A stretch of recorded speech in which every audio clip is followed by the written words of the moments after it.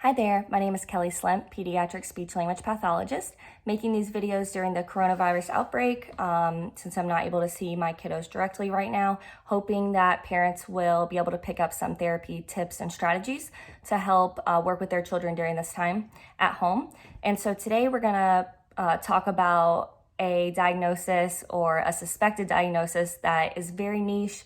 It's one of my favorites to work with, and you can make a lot of improvement. So if you've heard this from a pediatrician or from a developmental pediatrician, don't worry, we can fix it. And this is for children with childhood apraxia of speech, or suspected apraxia of speech. And if your doctor or speech therapist has talked to you about this before, you already know it's a motor speech planning disorder from synapses in the brain that are unable or that are not worked out enough to communicate those messages with your oral articulators, your tongue and your lips, about how to sequence sounds together in the correct order. So for example, a child might be able to say banana, but sometimes it comes out banato. Or something like that. And other times it comes out perfectly banana. So that is what makes working with or treating apraxia a little bit difficult, is that sounds are not always consistent and errors are definitely not consistent. So what I like to do is focus on the most important part of any word, and that's the vowel. And so, for example, if I'm walking past a puppy and I point at it and I don't have any consonant sounds and I say, uh-ee, you would say, oh yes, that's a puppy, you're right, I see the puppy, good job. But if I walked past the puppy and I just said, pa, pa, you would be like, I don't know what you're saying, kid. And so the vowels are what I want to talk to you about today, because if we can get your child to consistently produce vowels, they will have a lot more success in being able to communicate with you. So for this video, I'm going to stick with vowels only. A lot of times I like to do diphthong vowels or the long vowels because those are the ones that we communicate with in daily life a lot. So I'm just going to walk you through these, and then you can start adding them to your words. And it's just drawing attention to your mouth. And then every time I say, oh, me, oh, tree, oh, 1, 2, 3, the child knows that every time I do this, they hear that E sound, and it's just a visual, verbal, tactile cue for your child, and it's working those synapses in the brain. And hopefully when they're seeing this enough and they're doing it and they're working on it, they might be working on it in the mirror, it becomes automatic, which is what we want, and that's how we see improvement for apraxia of speech.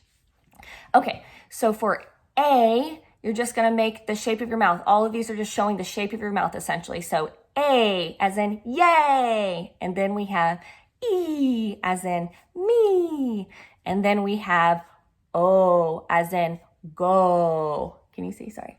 O. It's big lips, big lips. Oh, whoa. Every time I have that O sound, I'm just doing the O over my mouth. And then we have ooh as in ooh. That baby is so cute. That's our next one. Ooh, ooh. Do you want 1 or 2? And you're just drawing attention to those vowels for them. So those are our long vowels. So we have A, and A actually ends in the E sound. So A, and then we have I, O, and ooh. You can also add the short vowels if you want, if your child is not yet consistent with short vowels. I usually just do ASL sign approximations for this one. So like, you know, a, I, and then And you can do, if you want to go up, you could say, you know, up. And you can just do that little P sound. It's like a puff of air. They can feel the breath on the back of your hand. Those are great consonant sounds to blend with. Once your child is able to produce the vowels consistently, we can join them with those first 3 developmental sounds, which are M, P, and B. So pop, that's a good one. Pop.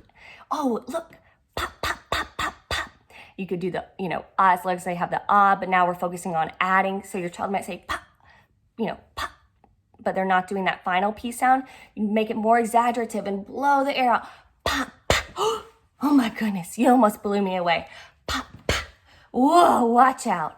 And you're blowing on the back of their hand, and you're showing them that that last sound is the p sound, and it's difficult to string it together, but if we focus and we really exaggerate that sound, they'll be more likely to add it.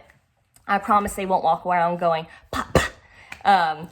And that's one of the tips that we work with in working with children with apraxia of speech is exaggeration. It's just a little cue. And so another one is for B. So I would say boo, like that. And again, your child already has their ooh sound because you're ooh, oh. And so we go boo, and we're showing them every time our lips are together like this, and then they're going forward. Bye, bye, bye, bye, bye, oh, bye, or boo, or blue, or bay, or bee.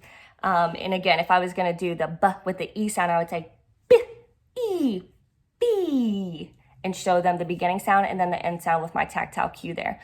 And your final sound is going to be M. So here it is. I have my little hand, and this is going to be your child's hand. You're going to show them mmm. And sometimes I'll rub my tummy so that they know it's the same sound. Oh, mmm, as in this is yummy. Mmm. Their voice is on.